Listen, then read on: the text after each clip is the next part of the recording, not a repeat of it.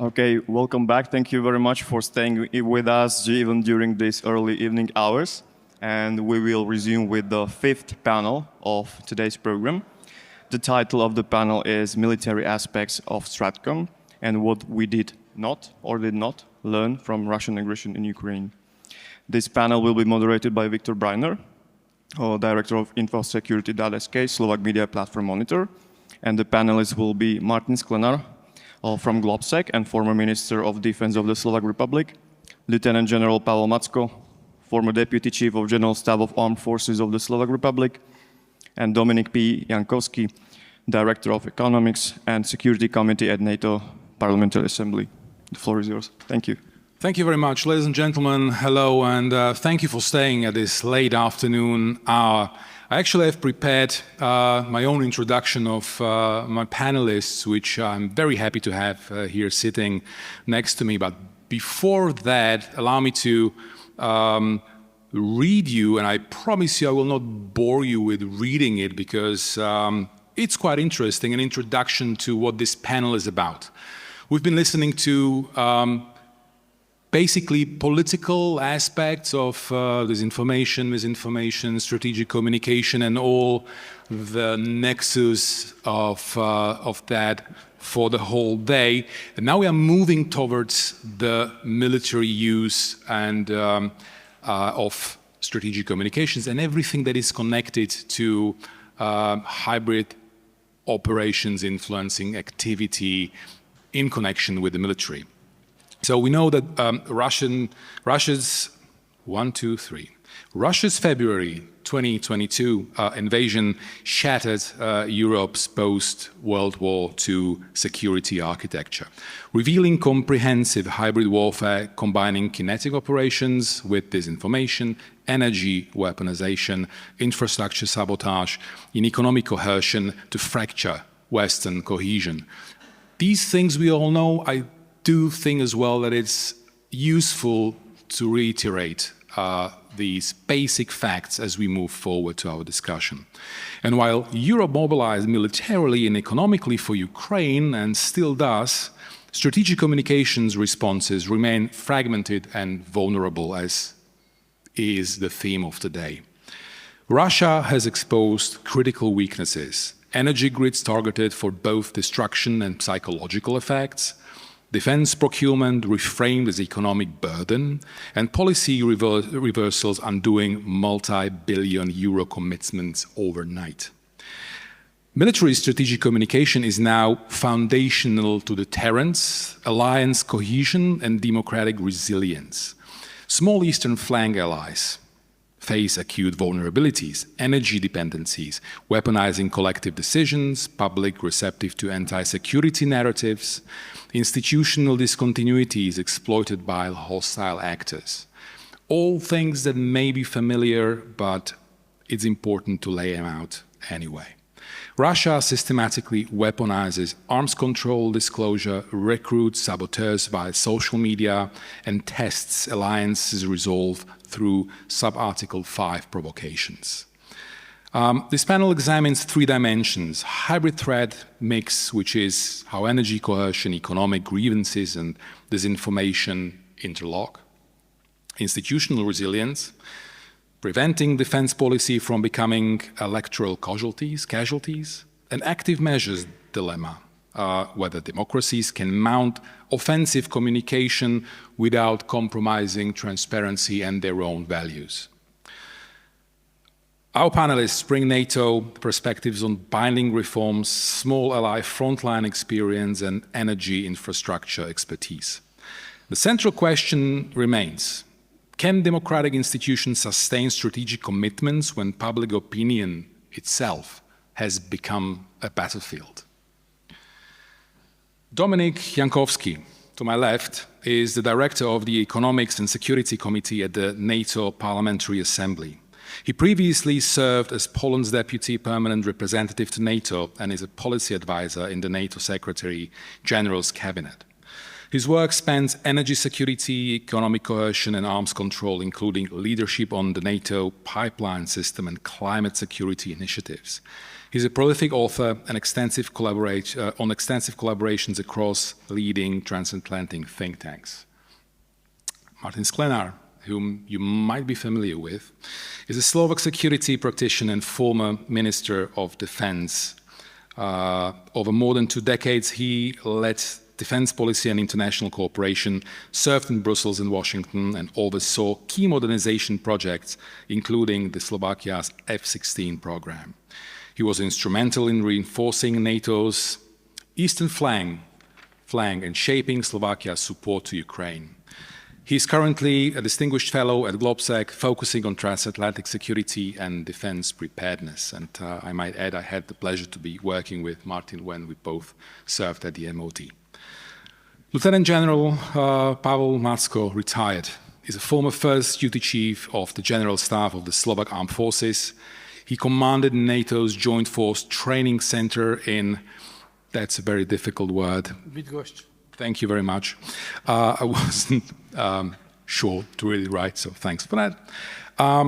And served as Chief of Operations at the ISAF headquarters in Kabul. His career covers strategic planning, multinational logistics, and the training of allied headquarters. Today, he is an independent security expert and commentator, drawing on 3 decades of senior command and NATO experience, and being a very loud voice in media, you'll be missing out not knowing his opinion on current military events.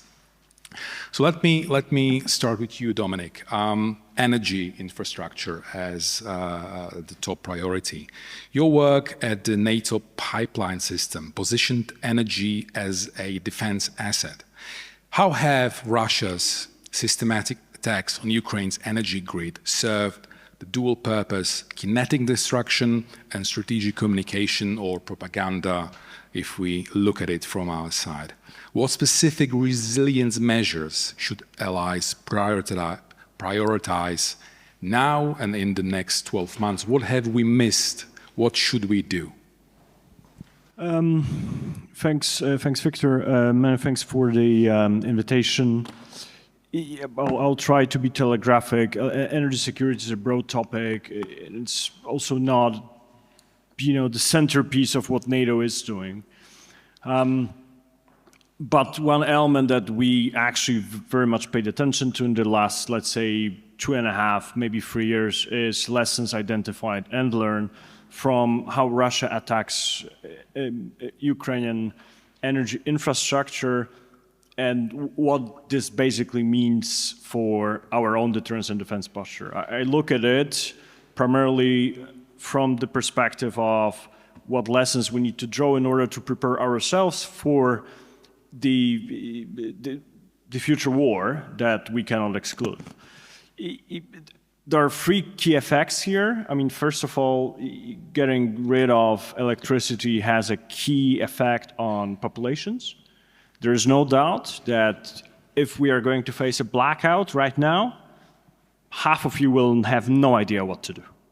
I think even 75%.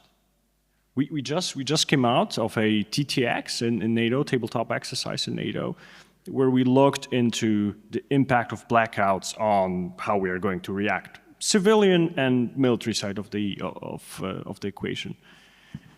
Our systems are not ready, and you both. So the impact that a blackout in Spain and Portugal had on their own systems. The blackout happened in 12 seconds. The only thing is that I need to underline the blackout had nothing to do with Russia. That's also the other element that I think we need to be mindful of. Sorry, I'm going to jump to another element here, but it links nicely with energy security.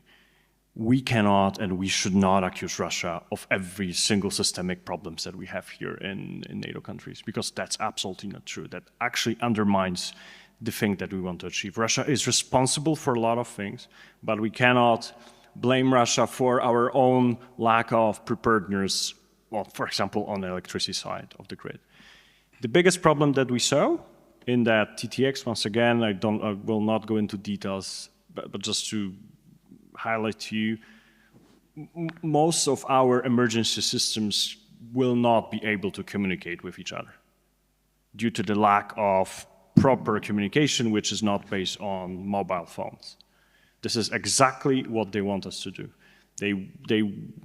So I think when I basically translate how Russians are attacking Ukrainian energy infrastructure and what it means for us, we need to start thinking about not only preparedness, so scaling up our own resilience, building up the networks, preparing for blackouts in a systemic way, but also actually think about readiness, so basically train that in a systemic manner. The Finns have done it. The Finns shut down the entire city, moved the population out of the city to a designated location to basically also train with the fear factor. People are going to be operating in the dark, in a situation under huge stress, kids, families, and so on and so forth. We are not doing it for actually political reasons, because first of all, probably we'll figure out that we are not able to do it. Second of all, it might create this thinking, okay, something is happening. Yes, it is happening. And it's not only happening because of Russia, it may happen because of other factors. There's a Chinese factor also in our electricity grid, which is important. Sorry, I jumped a little bit from Ukraine to ourselves, but I do believe we need to talk about how we are prepared and we are not prepared. I think it's very and highly relevant. And allow me a very quick follow-up question, because many practitioners mistake strategic communication for a standalone tool, that if we grasp it, understand it, and apply it as a standalone measure, it will resolve most of our problems. And many aren't aware that it's a element that must accompany effective policy, such as preparing our own populations for eventualities like that. So from that standpoint, how would you frame the next step of NATO, or even the allied partners as in national countries? What should we do in that regard? We need to train. We actually need to start training things. Like we asked us what we've missed. We've missed the fact that we are absolutely not ready. I'm actually very seriously right now talking to my own family and explaining to them how they need to communicate in a situation of a crisis, which basically means no communication to your family, no communication, you don't have access to any reliable sources of information apart from if you are having a radio with batteries, you might be able to get some information. How to actually filter those information which are irrelevant, like someone is going to say, oh, it's Russia. Is it really? Have we started the war? Or is that an actual blackout which happens due to the lack of preparedness on our electricity system?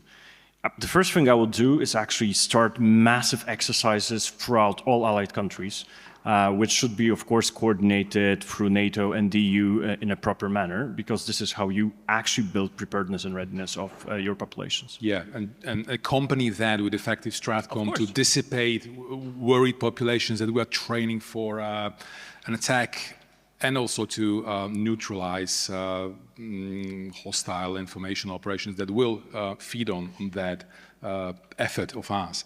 But I'll move to Martin, and from crisis management, I'd like to speak about your experience of overseeing the multinational battle group stationed in Slovakia, for not only as defense minister, but before as a section chief of one of the ministry's most important parts. You oversaw the support to Ukraine and hosting of the multinational battle group. And I'd like to know, how do military, economic, energy, cyber and information tools interlock today? And which single vector had had the greatest effect on the allied cohesion since 2022, or perhaps within the battle group itself? That's the first part of the question. The second, the challenges of communicating the battle group's presence on our soil. What was done right, and what could have been done to increase perhaps population support? Well, thank you very much for those questions. I'll start with the second one, because that we thought will be very difficult when we ask for it, right? I mean, there was this huge thing going on. Nobody really knew how long it's going to go, how far the Russians will be able to advance, and how much we have to be ready very quickly. So the obvious choice was to, ask for reinforcements, for forward deployments, and obviously we came, to the political level and started making the argument. This is what we need to do, and they looked like, are you really saying that we should be asking for NATO presence on our soil? We will not be able to pull that off here in Slovakia. That was the first response. And this is a situation that we will not be able, basically, to deliver, just because it's so sensitive and it will be so difficult to push through public support. And it wasn't the case, right? I mean, that was quite surprising. I have to say, we were expecting, because just before that, we had the defense cooperation agreement situation with the US, and the situation was back here in Bratislava. So everybody was very, very careful about what topics will be in the public discourse. And in the end, we were able to pass the mandate in the parliament without any problems, I would say, but certainly there were some on the way. But the mandate is there. It hasn't been changed since then, right? Which is also interesting. And here we are. I mean, of course, there are situations. We had what was it? The U.S. soldiers fighting somewhere in front of a pub or something like that. And everybody was like, so now it's going to come. It's going to be, this is going to be the communication disaster about what we have done, and we have, given away sovereignty and all these everything. So we braced, and nothing really happened. I mean, there were voices, there were situations, or places where this has not been well received, but on the general level, this was very much accepted. And well, I have to say, part of that was a clear message. There's a war. This is what we need, and the people understood that, right? And it's also something then we translated into this other narrative that we used also for StratCom, is that we don't have to wait until, because there's this misconception that we have to fight a war until the allies come and help us and we have to stand our ground for like days or weeks or whatever. No, there's no war in Slovakia, and there's 1,000+ soldiers in Lech, and they are actually training to defend the Slovak border, right? Very specifically the Slovak border, not training to help on the eastern flank, training to defend this border. So that is also a strong message for NATO in Slovakia, and I think that will be, that will have an effect also later on if the situation gets worse and we need even more difficult decisions. I'll use some information I do have, because I was for a brief moment part of it, and I think it's very relevant and also interesting for you guys sitting in the audience. Is the CEMIC operation of the battle group, which is the civilian-military cooperation between the battle group and the locals population and the mayors of the villages or towns rather around the area, which I think was very, very nice, and it was really brilliant, as it was simple and very human as well at the same time, because as one of the most ancient and true definitions, textbook definitions of propaganda goes, where dialogue starts, propaganda finishes. And that's how the battle group actually engaged with the locals. And could you just speak a minute about that? Can I tell you the best story that we heard about the battle group? Go for it. So there was 6 nations. One of them was the United States, obviously, and the story that we always heard about the battle group, and as it is setting up, was, so the food is not great. The soldiers don't like it, obviously, and the Americans, they order all the pizza that there is in the surroundings of Lech, right? So there would be like pizza cars going to the U.S. camp. I'm sorry if there's anything from the U.S. Anybody from the U.S. embassy here. It might be a little stereotypical. Slovaks like pizza too, but This is the story, and this was so widely known, right?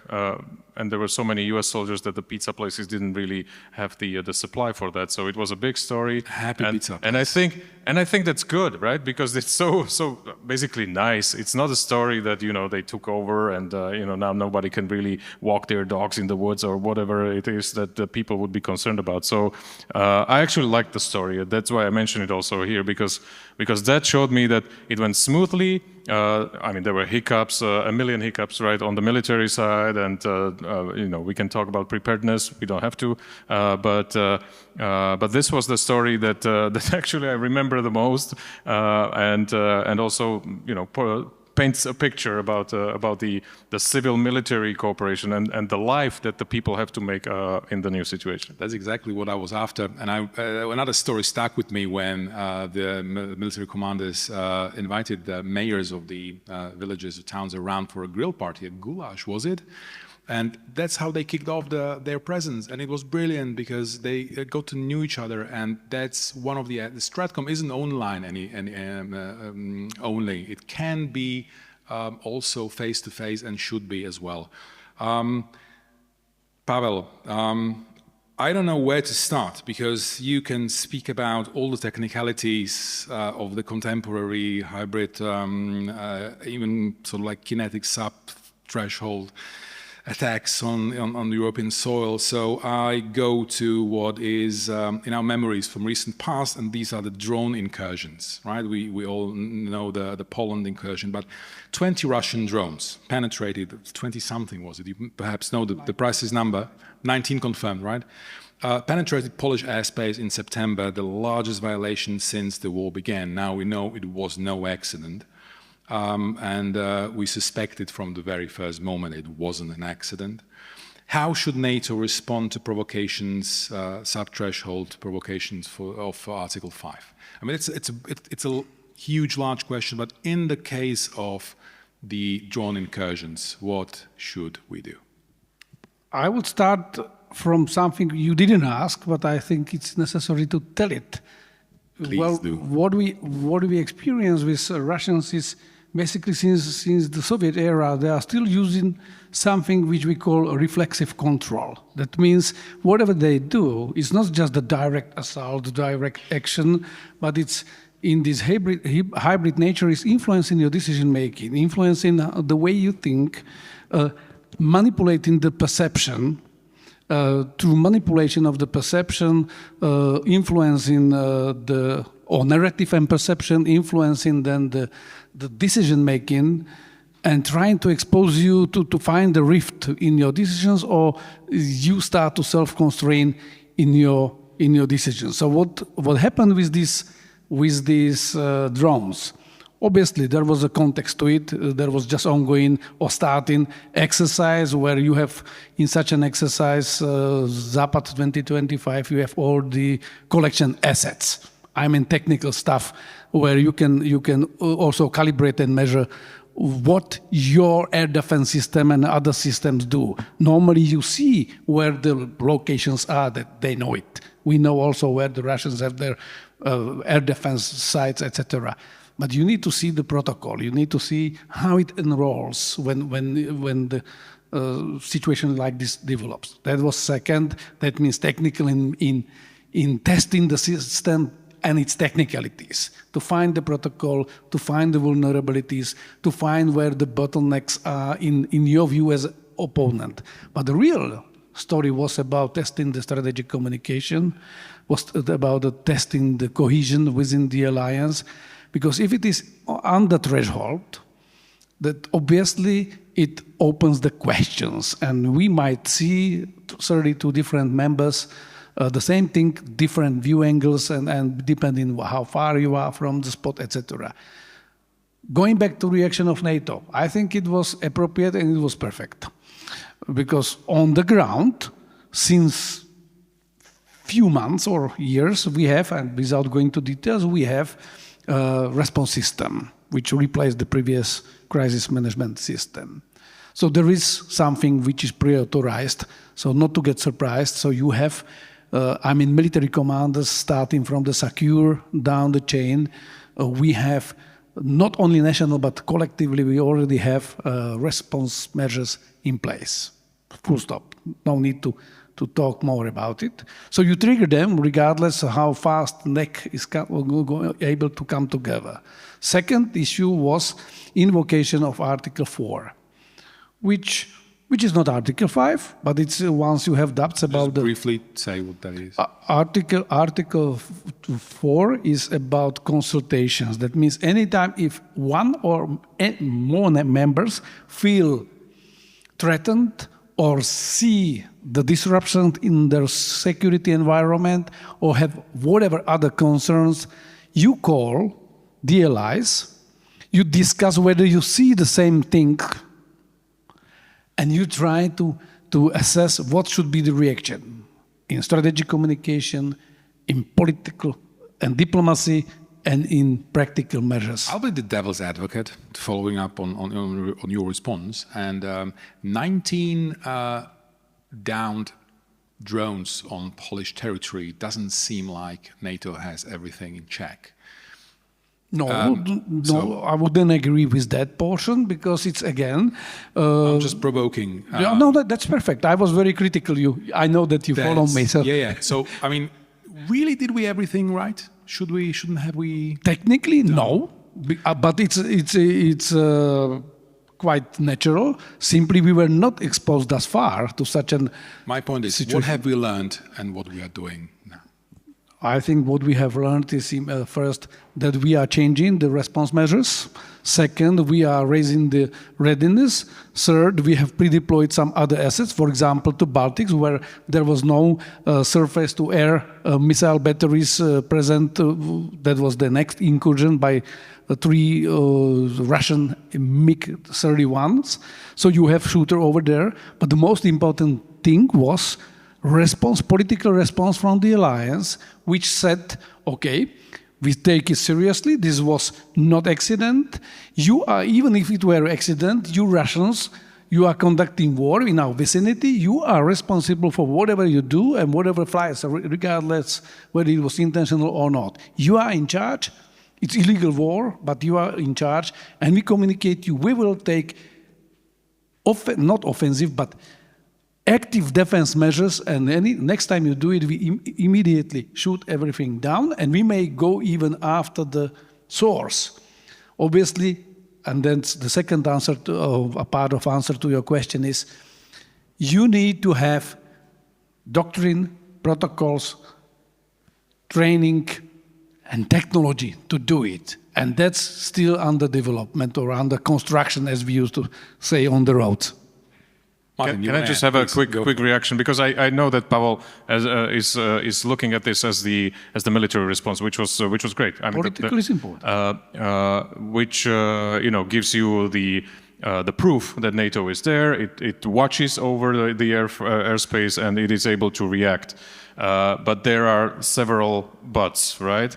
I mean, 20 drones, 19 drones. Okay, one drone, $20,000 per each. So that's, what is it? Not even €500,000 euros. And to get just one down, you need an F-35 to fly, not just 1 hour.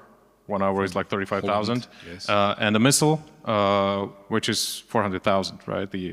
So I mean, everything went well. We were able to react, but our reaction is inappropriate to the kind of threat that there is. Let me find the StratCom angles in this. We had the Article 4. We had consultations. We had a response. I mean, the first important StratCom of this was that we saw it, we stopped it, and we had a consultation about what it is. We understood what is the threat. We were able to identify or even attribute the threat to Russia. Asterisk, not everywhere in NATO, but most of the countries. And then we were able to give put a statement out saying, we don't like this, and we will not stay idly by if you continue to do this. And that's as much as we were able to do. Nothing more has happened. And for our StratCom to remain credible, there needs to be a reaction to every action like this, right? So it's basically a balance that we have to find between reacting to something that we now know was an unarmed threat, but not in the situation. We didn't know that in the situation. But we have to be able to support our StratCom, that we will not just let it be. We need to find something, we need to develop a toolkit to have a reaction, to react to situations like this. You know, I don't know what it could be. For example, every incursion in our airspace means one of the Shadow Fleet ships just, you know, gets out of circulation for some kind of reasons. Very shortly, please. Excellent point. Just very two quick reactions. First, yes, we have introduced Eastern Sentry, which is basically operation, which is permanent. That was immediate reaction with what you have. So including the 400,000 AIM-9 missiles. But second, we initiated and publicly announced we are going to develop, and both on European Union and NATO level, more appropriate, the same cheap countermeasure. But the real question was about what you just say. It must be deterrence piece. A deterrence piece is saying basically, you do this, you mess us with us, we might go more proactively, we might go after threat. And you have legal provisions for that and all other measures. So basically it's raising the bar and raising the cost of escalation for the one who actually tests your ability to react. Which is one of the definitions of deterrence, right? So, Dominic, would you like to have a take on that question as well?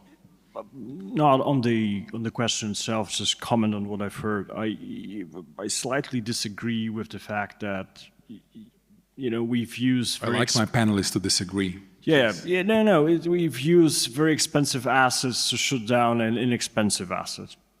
So what? I mean, in such a scenario, that's the only decision that you are going to make. There's 2-3 minutes. There's absolutely nothing wrong in using the most expensive assets to shoot it down. And this is something that we actually also need to understand. War and defense is expensive. Sorry, it costs money.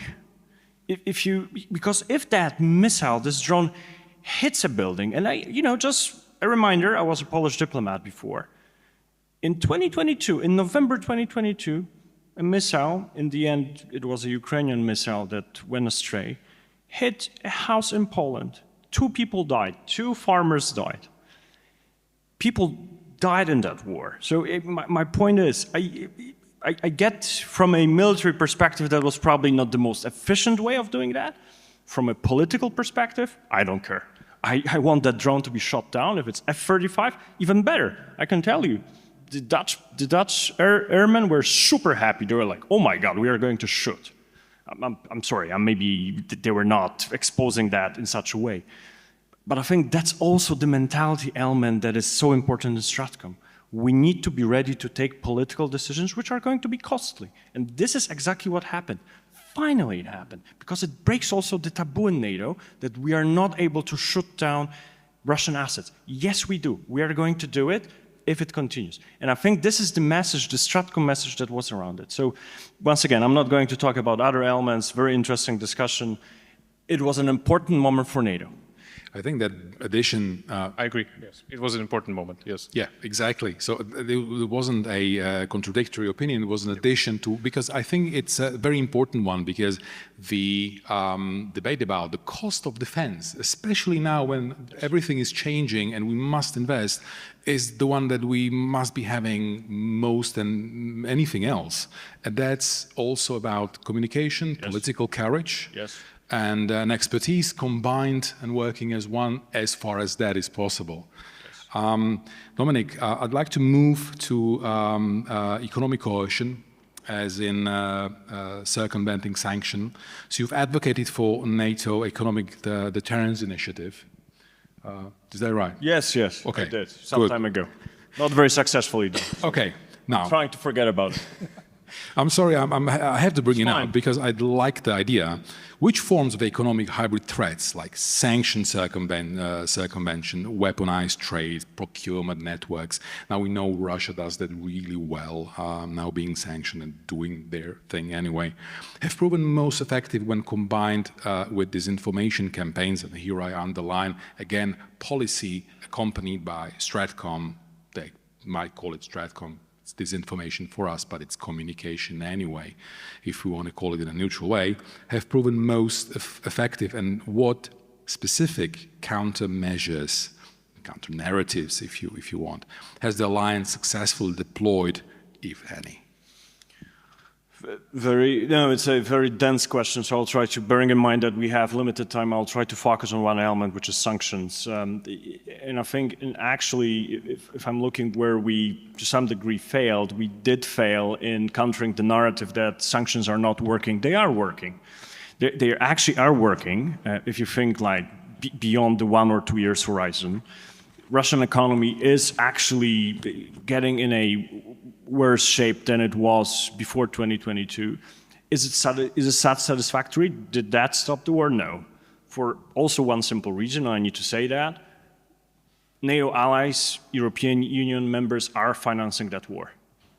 We are buying gas and oil and other elements. We are taking decisions too slow. You know what, at some point, once again, I don't want to point fingers. I've learned in 2024 suddenly that only after 2.5 years we did sanctions diamonds coming from Russia. I'm like, who is buying diamonds from Russia in 2024? Why we are buying diamonds from Russia? Then I understood that there is an important member of the EU that has that one tiny town where those diamonds are being processed. So I'm like, okay, this is not how we are going to win this war, not us, but as the West. Because we do think, unfortunately, in a way that is actually against our own interests. We are undermining ourselves. European Union countries are becoming economically undermined. Yeah, I get it. We are in a difficult economic situation. Debt, taxes. I have bad news for you. This is going to grow. At the same time, we are actually financing that war. It doesn't actually make sense. And we don't talk about it for very simple reasons, because of our dependence, which still is there. And there's another element of that dependence, so I'm going to say that. I think it's important in Central Europe. We are becoming, at the same time, actually more dependent on China. This is not going to end well for us. This StratCom element might not be visible there yet when it comes to China, but it's also coming. And I stop here, bearing in mind the time. Okay, so you basically outlined a problem, many of them. Would you have any suggestion, if you be the one who is outlining the policy? Don't buy gas and oil from Russia. Don't, stop. I mean, actually, it's easier said than done, but you said it. It actually requires political courage, and there are EU member states that are doing that. It's not that it's actually impossible to do it. It's, sure, probably that's not the way to win the elections. But, from time to time, thinking beyond the electoral cycle is actually the way to do real politics. And I shouldn't be actually going into that direction, so I'll stop here. Right. Martin, I have a couple of more questions about the battle group, but I think we should speak about something else. And the intersection between the technical and political is hugely important here, and you have experience in both. So where should the Eastern flank allies, which is us as well, draw the line between exposing hostile narratives, as in state activity, or we had that initiatives starting up in the previous administration, and running information campaigns, should I call it, of their own, as state institutions, and which legal and democratic constraints should guide that practice? Where is the line between doing effective comms as people who run the state and not getting involved in practices that violate our own values and democracies? What's your take on that? Oh, is it like being reactive versus active versus reactive kind of question? It could be also there, but mostly what I'm interested in is where do you draw the line between, imagine you have all the resources of the state at your disposal, right? Which is a lot. Autocratic, Not all of them, but what usually a democratic government does, and which we know it's a lot, and you could put that policy in place, or you could advise some people who are. I see. What would you be advising them? Let me say this. Not putting you on the chair. Let me say this. Vice I mean, chair. the whole day. This is StratCom Central here in Bratislava. Let me say the one advantage that the state has in StratCom, and it's always in the face of the people, right? The people, the representatives, they are always on the TV. They are always there. If you have credible institutions, if you have credible government, if you have credible parliament, then it should be so easy to deliver the messages, right? It's no rocket science or anything like that. This is you just have to do. This is important that the people know. These are the principles and the most important messages and narratives, and you just put it out there. It's not against any principle, right? It's just repetitive work, I have to say, somehow, just to make sure that you use the strength of the institutions to push it through, and well, it will not become propaganda because it's not destined to mess with your brain, but it's destined to make you understand that this is the real situation as it is going on. The problem that we have here is that we lost the credibility of the institutions. We can probably identify some of the politicians who had most share in that disruption, but it will be extremely difficult to reinstate that credibility. And if we don't, then StratCom will become even increasingly difficult to push through, because the NGOs and people on podcasts and newspapers, they cannot do it, right? I mean, there is a level of people who have gone through the preparation and with the advice and help and support from also partners. I'm talking about the Slovak example here, who have gone through the education process and are able to understand why it is important, what are the messages, and what is necessary that the people know. But the institutions will always, the state will always overtake the attention and the credibility of that the people are actually attracted to, and we should work on that. How do we recreate the credibility of our institutions, especially the government? And it doesn't have to be the government, right? It could be the military, and this is also something that I think we have underestimated here, and we don't see. Who has seen any Slovak military, speaking on public TV or anywhere in the past 2 years? Yeah, exactly. It's Pavel who is retired, right? So that's something that we should probably tap into a little bit more to create credible sources of information. If the politicians are too incredible, how incredible is probably not the right word. Uncredible, Not so credible. Not so credible. They are. Some of them are incredible. Some of them are incredible at the same time. But if we don't have them, let's find the sources of credible information from credible institutional people, right? And uniforms help a lot in that. I'm very happy that you actually started to talk about what didn't occur today. No one talked about trust, because when you are we done? No, just kidding. When we think about the state asking for trust, there is no asking for trust without credibility first. And if our representatives or our institutions are as weak as they are and as dependent on their heads of office as they are today, and their credibility is low as it is, the institutions are always going to be suspect when they ask for anything.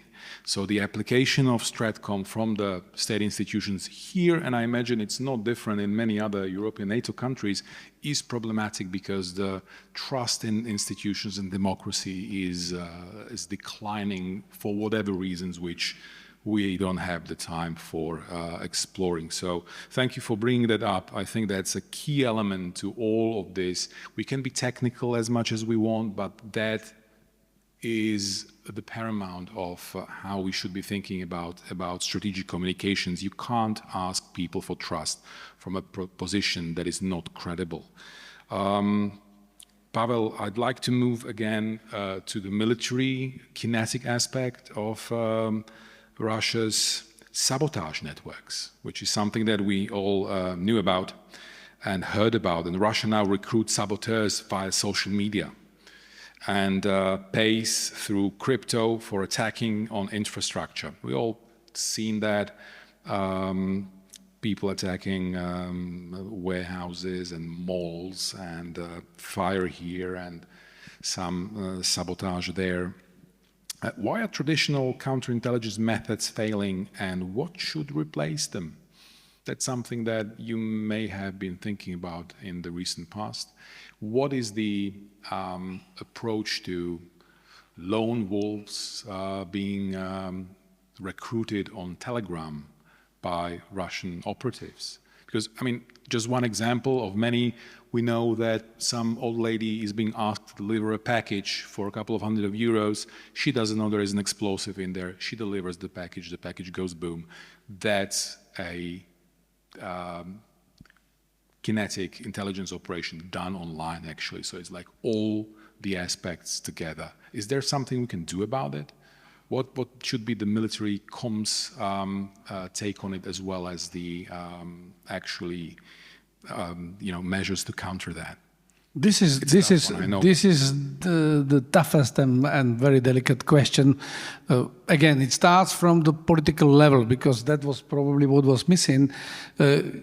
Regardless whether you have credible or less credible institutions, you need to have political decision. It goes by both ways: control of and oversight of the armed forces or military, but it's always about the political decision. That means if all the institutions will intercept that we are under hostile activity, that means there is a hostile intent, there is an activity going on or being prepared, we can attribute it.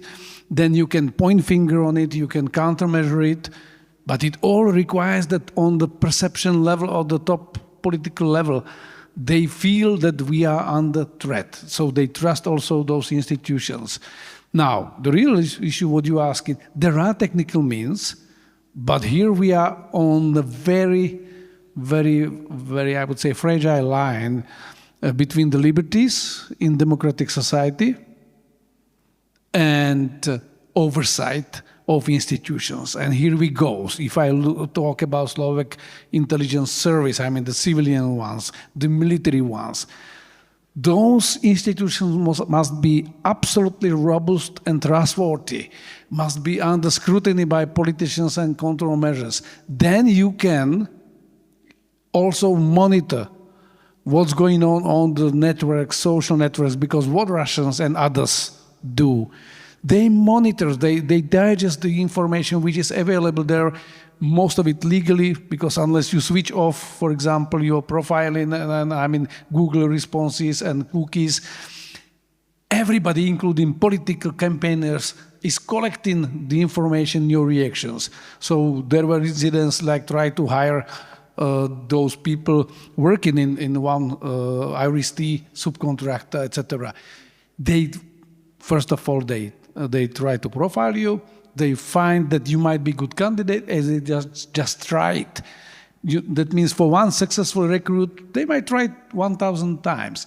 However, we have technical means. You can find who is collecting the information and who is trying to do this. Second, you need to also educate and building the trust of institution is also, or it contains also building the trust of population to those institutions so they can approach those institutions without being offended, threatened, or attributed and say, well, someone is trying to talk to me, something which I really think odd. For that, you need public education and trust. So we're circling back to trust again, even if we are talking intelligence. But you have to be the one who really actively collects, who monitors, yet not breach too much to the personal, individual's liberties and monitoring the online space is one of the intelligence signals collections. It's like hugely now composed of OSINT, right? So from collecting openly available information and analyzing it in the right way, but also they can't get to all of it, and having the trust that they can approach without, with the certainty of, that they are going to be treated well, not disclosed, and that the information actually is going to be actionable and acted upon. It's important. But let me move to maybe one second to that, linking it with Dominic's very first remark. It's also about building. Now you interrupted me, and so it's bringing. Okay, I will try to rephrase it. Basically, you must have not only people within the system, but you must also have a responsiveness of that system backwards. I mean, to people. We have to have a working system, actually, which we don't at the moment. Not as we wish to.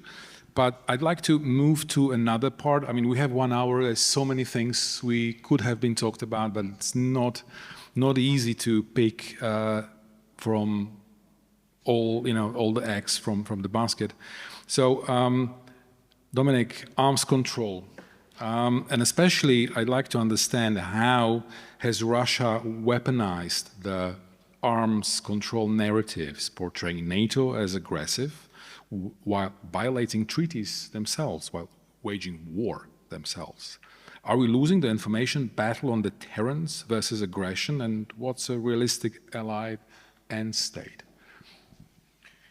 I'll just quickly respond add elements to what Pavel said on how to deal with sabotage. There's also another element. Sabotage will continue to happen. You cannot stop everything. It's very important that once it happens, we actually provide all information in a very transparent manner. If it's attributable, let's attribute it. And then if you catch the perpetrator, there must be an actual punishment. And I think we need to look throughout our own legislation, whether our legislation fits the wartime reality we are facing right now, so hybrid war. I don't think all penal codes in European countries are up to speed with that element. So I'm just pointing it out. There's an important role for our own national systems to look into that and assess whether there is an actual punishment for sabotaging. Arms control, it's a very broad topic. So bearing in mind, once again, the clock is ticking. Just focus on how have we countered, because Russia is obviously instrumentalizing NATO is arming, preparing for a third world war and all that sort of thing. NATO has always been portrayed as an aggressor and also in arms control, and in fact, NATO or allied countries are undermining arms control. That is why Russia stepped out of those systems or frameworks or breached them. They never told us that actually they've breached any of the treaties, but they did. We lost that narrative battle. Also, it's due to the fact that at some point, arms control was not perceived as an important element of our deterrence posture. It was perceived as a dialogue tool. A lot of elements comes into it. It will be very difficult to reinstate arms control. Arms control is an important part of our deterrence posture. It helps us to minimize the military risk. We are losing also our own narrative battle because we are not bringing back arms control in a proper manner. We have always thought arms control is a dialogue tool with Russia, which is not the case. Arms control is about providing security to ourselves. I don't see how we can come back to arms control right now. It doesn't make sense. Politically, it will be very difficult. So I think we need to actually start strategizing what we are going to do after the war and how we are going to rebuild it. But this is not the moment to have an in-depth discussion about the bigger role of arms control in European security architecture. We are not there. And I think this is also an important StratCom message. Our way of portraying arms control should be, we are ready, but for the moment we are actually scaling up. We are modernizing our armed forces. We are arming ourselves to deter the future war that is coming. And let me end this wonderful debate with one follow-up question to you. We are arming, we must be arming, yes. We must prepare in order to deter, in order to remain at peace. How would you address the publics at large within the NATO allied countries? What should be the NATO's policy in communicating them, or recommendations to the respective allied states? How should we take on that huge challenge? Because the adversary is very clearly and actively undermining that effort in the cognitive domain? Look, the first thing is we need to actually start spending money on defense. And there is a lot of StratCom that we'll need to do it properly. We've all agreed, all allies agreed, that we are going to actually spend 3.5% GDP on defense in the next 10 years. In order to do it in a sustainable manner, not to undermine our own systems, we need to work, have a proactive StratCom vis-à-vis our population. And we actually, in the NATO Parliamentary Assembly, I'll pitch an element that we are going to do. We will be leading a major project on how to see the defense spending through the lens of bringing benefits to society. I think that's an important tool for parliamentarians, for our decision makers to bring back home. Defense spending means economic growth, employment, technology. There will be costs. I'm not saying there are not costs attached to increased defense spending. As I said, taxation, cuts in some social spending, bigger debt. We need to also be honest about it, and we need to be ready for disinformation that is going to happen around it, because some people will start saying, oh, we are spending on defense, but you don't have money for schools or hospitals. But I think there is a bigger way of approaching that topic through also looking at the economic benefits. If people do care about something, it's a very, sorry, I'm going to say it at the end, but they do care about money, and they do care about their own interests, benefits, and economic situation. So if I'm looking at the defense spending right now, I'm looking through economics. Military is an important part of it, but I'm not entirely sure we can convince all society with only purely military narrative here. Sorry, I was longer than I... No, that was a very, very nice ending, because it cannot be military. Everyone isn't thinking militarily, because we are historically, too long at peace. That's a paradox, and people just don't want to hear about it. Thank you very much, Dominic, for your insights, and as well, gentlemen, Martin Sklenar, the former Defense Minister, General Macko, retired, and thank you for staying with us, and enjoy the remaining part of the afternoon.